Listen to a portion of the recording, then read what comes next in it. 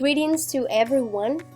Knowing that my Christian faith is the product of the Cumberland Presbyterian history in Colombia, and that my life and family are linked to all the evangelism that took place in the highest of the Andes, where I belong, is a great blessing for me to present a summary about the book From the Highest of the Andes to the Highest of Evangelism.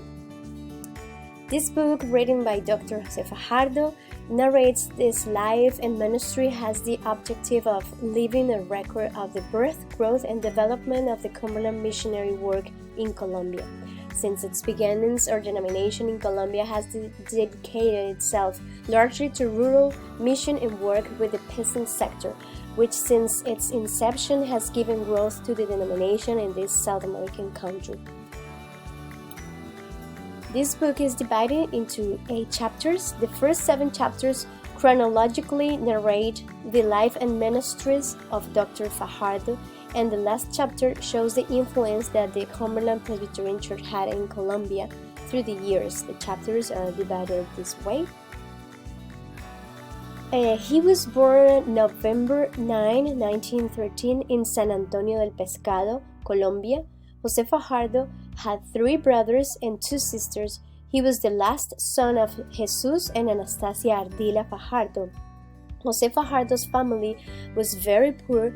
They were farmers who took their products to the nearest town to sell them. His father worked in a trapiche, a place where they extract sugar from cane to turn it into a product similar to molasses called panela. And his mother and sisters made hats from plant fibers to sell in the nearest town and help feed their family. Many times they did not have food, and from the age of 4, Dr. Fajardo had to learn to work in the fields. When Jose Fajardo was about 7 years old, his older brother Martiniano, who had left town about 6 years before, returned to take the whole family to a place in the Andes Mountains called Chinche. He and his entire family hiked through the Andes for several days to finally reach a beautiful place in the Andean region that Jose Fajardo remembers fondly. At the age of 10, Jose Fajardo's father died, leaving Martiniano, his older brother, in charge of the family.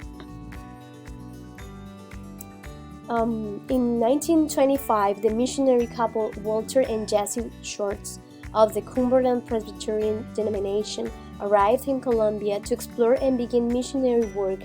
3 years later, the missionaries Ethel May Brentel and Bernice Burnett arrived, who in the summer of 1928 visited the Fajardo family in Chinche, and according to Dr. Fajardo, the story of their lives changed completely. Months later, Martiniano, his wife Jose Fajardo, and his mother left everything behind and traveled to Cali to start a new life, where Martiniano began discipleship studies to become an evangelist for the Cumberland denomination. Something important to mention is the affection and gratitude that Jose Fajardo had for the missionary Ethel May Brentel, who he addressed as Señorita Maria. She was key to the development of Dr. Fajardo's ministry. He mentions that she was like his second mother. In that same year, the Colegio Americano was inaugurated in Cali, with Dr. Fajardo being the first student of the school. Later, on February 4, 1929, the Villachi House, a former women's prison, became the first Cumberland Presbyterian Church in Colombia, with Jose Fajardo being the first to be baptized. In the year 1931, Jose Fajardo traveled to the United States to carry out his high school studies at the secondary school of the University of Oklahoma until 1934, when he returned to Colombia to serve. According to Jose Fajardo, he symbolized the first fruit of the missionary work in Colombia. Jose Fajardo, upon his return from the United States, dedicated himself to teaching at the Colegio Americano and training new people for teaching. Also, in the times when he was not working at the school, he evangelized with his brother Martiniano, who at that time was the sole national preacher in the denomination. Martiniano focused on strongly evangelizing the rural sector. Also during this period, the Cumberland Presbyterian Mission began in Pereira and the entire coffee region of Colombia. 1934-1943 was the stage that marked a historic era in the evangelizing work of our Cumberland Presbyterian Mission, especially in the peasant sector. According to Dr. Fajardo, at this time, the gospel not only transformed spiritually, but also opened new paths in the active life of believers. In 1943-1946, he completed his university studies in Nashville at Peabody College and Vanderbilt University. He was so successful in his studies that he even became the president of the Christian Club of the university campus. After his graduation, the Board of Mission assigned him as a member of the Worker Council, and in 1946, he was appointed principal of the Colegio Americano. When he returned to Colombia, he married Miss Fanny, who worked and studied at the Colegio Americano. They were married on March 27, 1947, and had 4 children, to whom this book is dedicated. In his years as principal of the Colegio Americano, he worked hard to obtain the high school prerequisites for it and had many problems to be able to get the school accreditation because of the opposition of the Catholic Church. With a lot of effort at this time, they managed to accredit the higher grades. Dr. Fajardo narrates that in a single year, 180 windows were changed because students from Catholic schools threw stones and broke the windows of Colegio Americano. The reason was they were Protestants. Despite all the drawbacks, the Colegio Americano brought advances in public and private education in Colombia between the 30s and 40s. Ministry during the years of political violence in Colombia. In this period, the Conservative Party took control, and the change of government in Colombia generated persecution of the Protestant Church. At this time, a war was initiated between the Conservative and Liberal parties. The Evangelicals were mostly part of the Liberal Party, and that is why this persecution began. The Conservatives considered that suspending their ties with the Catholic Church or relating to Evangelicals was a lack of fidelity to the Conservative Party, and they related Evangelicals to the Communist Party. This persecution lasted 20 years. During this period, Martiniano suffered persecution, scourge, and prison. But something interesting is that during these years, marked by the lack of religious freedom, the Protestant Church in Colombia grew rapidly. Because of this oppression, churches of different denominations and non-denominationals came together to seek the face of God, and because of this effort, the SEDEC, or Evangelical Confederation in Colombia, arose, of which Jose Fajardo was the president of for 2 years. This was a period in which, as the author himself declares, evangelizing and preaching in those days was a test of faith. In 1962, Dr. Jose Fajardo was invited to participate as a simultaneous translator in one of the Billy Graham's campaigns in South America.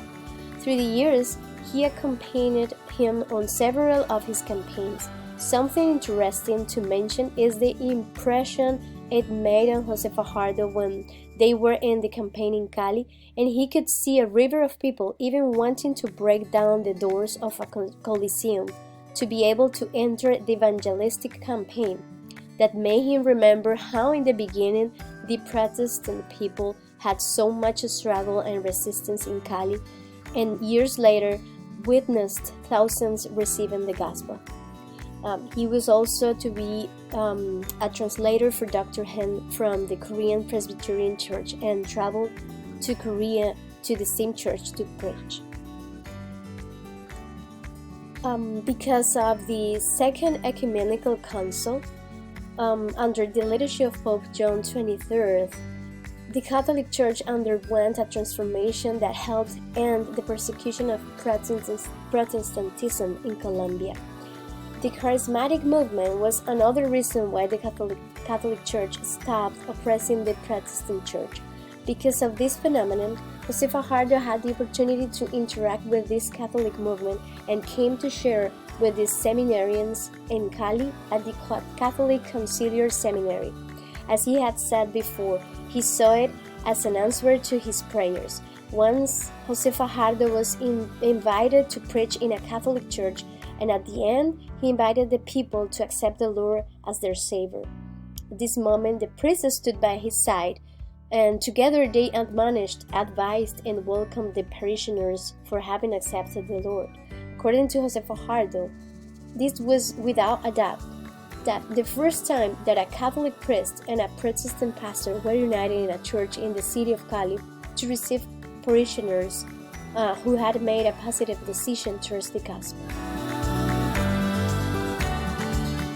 One of the ways in which our denomination influenced Colombia was with the distribution of Bibles in fields and cities in the days when it was prohibited by the Catholic Church.